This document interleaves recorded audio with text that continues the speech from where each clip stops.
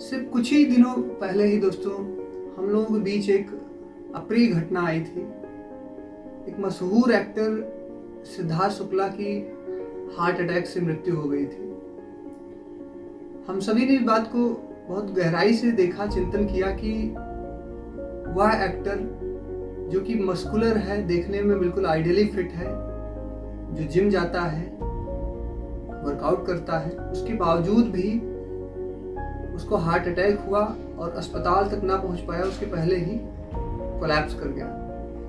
आज दोस्तों हम लोग उसके काज के बारे में यहाँ थोड़ा कुछ डिस्कस करेंगे कि क्या काज हो सकता है और हार्ट अटैक क्या है, क्यों होता है और कैसे क्योर किया जा सकता है, इसके बारे में हम लोग बात करेंगे। तो सबसे पहले हम लोग जानेंगे कि इंडिया के बारे में बात करेंगे दोस्तों। कार्डियोवैस्कुलर डिजीज का जो भारत देश है हमारा, ये राजधानी कैपिटल कहा जाता है, उसके पीछे बहुत सारे कारण हैं। अस्पताल में अगर 100 मृत्यु होती है तो 30 डेथ जो होती है वो हार्ट अटैक की वजह से होती है। उसके बारे में हम बहुत महत्वपूर्ण बात यहाँ पे ये रखेंगे कि हार्ट अटैक क्या है।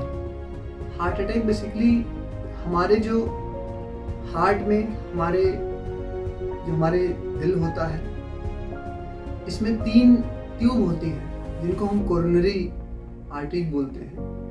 और कोरोनरी आर्टरीज में ब्लड फ्लो होता है जो लेफ्ट साइड होता है बेसिकली, और ब्लड फ्लो होता है। ब्लड फ्लो के साथ धीरे धीरे हमारे जीवन शैली, लाइफस्टाइल और खान पान के माध्यम से उस फ्लो में उसकी जो चारों परतें होती हैं चारों तरफ, उसमें कुछ न कुछ भोजन चिपकता जाता है, रुकता जाता है, जिसके कारण ही धीरे धीरे ब्लॉकेज आता है।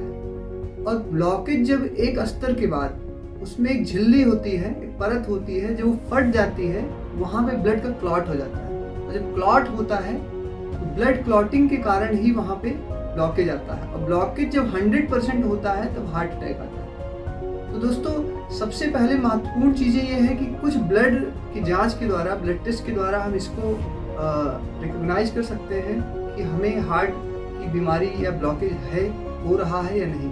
जैसे कि आप कोलेस्ट्रॉल की जांच करवा सकते हैं। यदि कोलेस्ट्रॉल आपका हाई है तो आप जान सकते हैं कि कोरोनरी ब्लॉकेज होना शुरू हो गया है।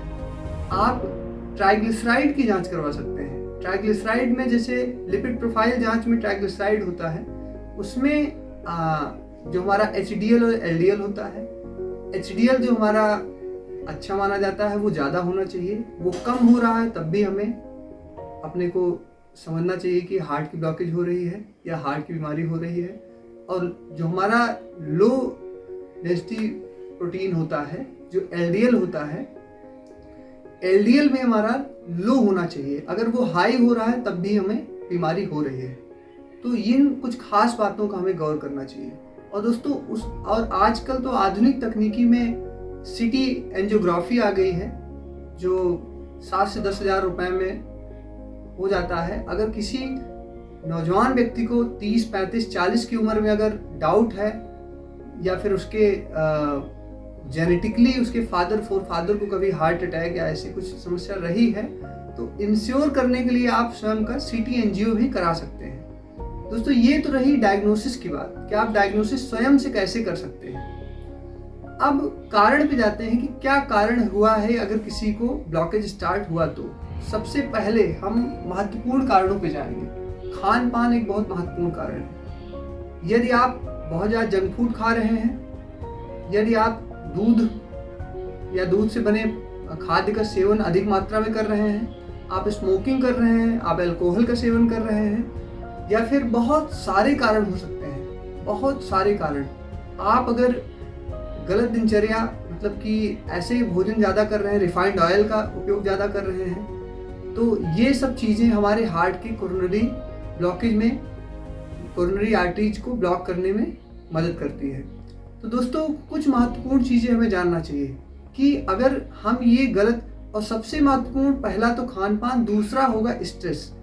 आजकल लोग जिम तो जाते हैं लेकिन मेडिटेशन, योग, ध्यान की तरफ उनका रुख नहीं है, क्योंकि उन्हें अपना ट्राइसेप, बाइसेप, उन्हें चेस्ट बढ़ाने में इंटरेस्टेड हैं, लेकिन वो 10 मिनट ग्रेटिट्यूड करने में इंटरेस्टेड नहीं है। वो जिम जाते हैं, वो ईश्वर को धन्यवाद भी नहीं कर पा रहे हैं कि मैं जिम जा पा रहा हूँ। ये बहुत सारे कारण हैं जो ग्रेटिट्यूड करना चाहिए। तो हमें स्ट्रेस, हमें माइंड और सोल लेवल पे हम डिस्कनेक्टेड होते जा रहे हैं, वो एक बहुत महत्वपूर्ण कारण है।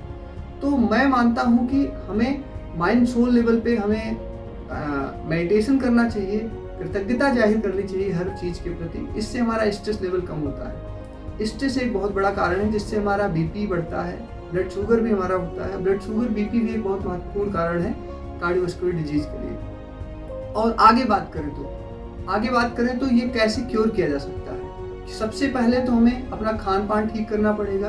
हमें दूध की सेवन कम करना पड़ेगा, दूध से बनी चीज़ों का। हमें जंक फूड, जो बाहर का खाना खाते हैं, उसका बिल्कुल मात्रा सेवन कम करना है, रोकना पड़ेगा।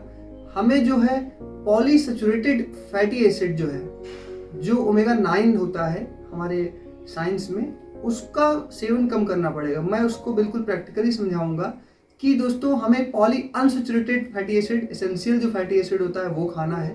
जैसे ओमेगा 3, ओमेगा 9 के सोर्सेस खाना है।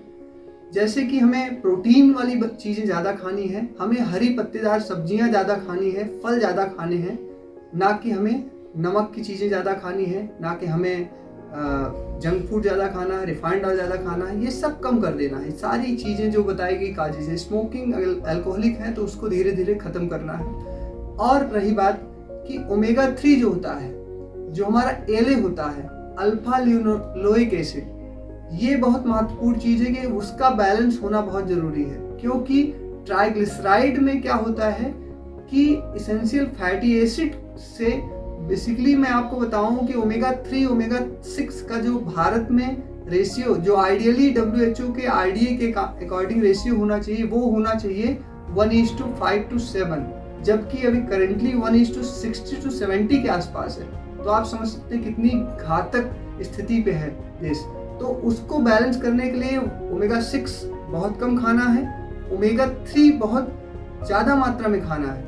ओमेगा 3 के सोर्सेज क्या है? फ्लैक्सीड माना जाता है, अखरोट माना जाता है। फ्लैक्सीड जैसे उसमें दोस्तों एले की मात्रा बहुत ज़्यादा होती है। बट मैं एक बात बता दूं कि ये फ्लैक्सीड से जब एले हमारा DHA और EPA में कन्वर्ट होता है, डोकोसा हेक्सनोइड एसिड जो होता है और इकोसा पेंटनोइक एसिड जो होता है, दोस्तों ये जो चेंज होता है, जैसे कि DHA जो हमारा होता है ब्रेन के विकास के लिए, इसीलिए प्रेग्नेंट लेडी को, वुमेन को DHA की मात्रा बहुत ज़्यादा जानी चाहिए ताकि उसके बच्चे का विकास हो पाए।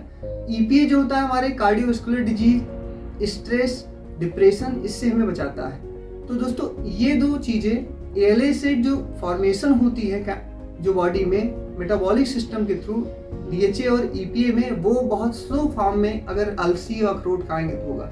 उसका एक बेस्ट सोर्स है कि हम सैल्मन ओमेगा 3, हम जो अच्छे मछलियों का जो कैप्सूल्स फॉर्म में आता है उसको खा सकते हैं। हम देखते हैं डॉक्टर हमें जरूर लिखते हैं सॉफ्ट जेल्स वो जो आती हैं, तो हमें वो यूज करना चाहिए। और दोस्तों उसके लिए मैं बेस्ट जो सोल्यूशन आपके सामने यहाँ पे बताना चाहता हूँ कि न्यूट्रीलाइट ब्रांड का जो सैल्मन ओमेगा 3 है, जो नॉर्वे के जल में, ठंडे जलों से जो हार्वेस्टिंग करके 5 अलग अलग मछलियों के द्वारा वो तत्व पाया जाता है, वो बेस्ट सोर्स ऑफ ओमेगा 3 होता है। और वो आपको एमवे के माध्यम से, एमवे डायरेक्ट सेल के माध्यम से मिल सकता है।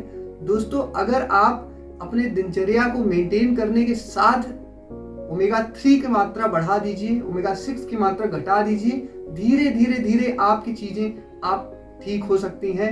आपकी वैस्कुलर डिजीज, अगर कार्डियोवैस्कुलर डिजीज हो रही है, नहीं भी हो रही तो इन फ्यूचर होगी नहीं, हो रही तो भी मैनेज हो सकती है। साथ में लाइफस्टाइल, व्यायाम करना बहुत जरूरी है, वर्कआउट, एक्सरसाइज करना बहुत जरूरी है, जिससे आप इसको सेव कर सकते हैं। और धूम्रपान, जंक फूड, ये तो बिल्कुल घातक है, इसको तत्काल रूप में रोकना बहुत जरूरी है। दोस्तों मैं इस क्षेत्र में, मैं इस फील्ड में एनालाइज कर रहा हूँ, मैं बहुत सारी चीज़ों का देख सकते हैं कि मैं ये सारी चीज़ें पढ़ता रहता हूँ, स्टडी करता रहता हूँ। तो होप सो ये वीडियो आप लोगों को थोड़ा बहुत फ़ायदा करेगा, आप और आपके परिवार को। और मैं आशा करता हूँ कि इस वीडियो के माध्यम से आपको ज़रूर लाभ मिले। धन्यवाद।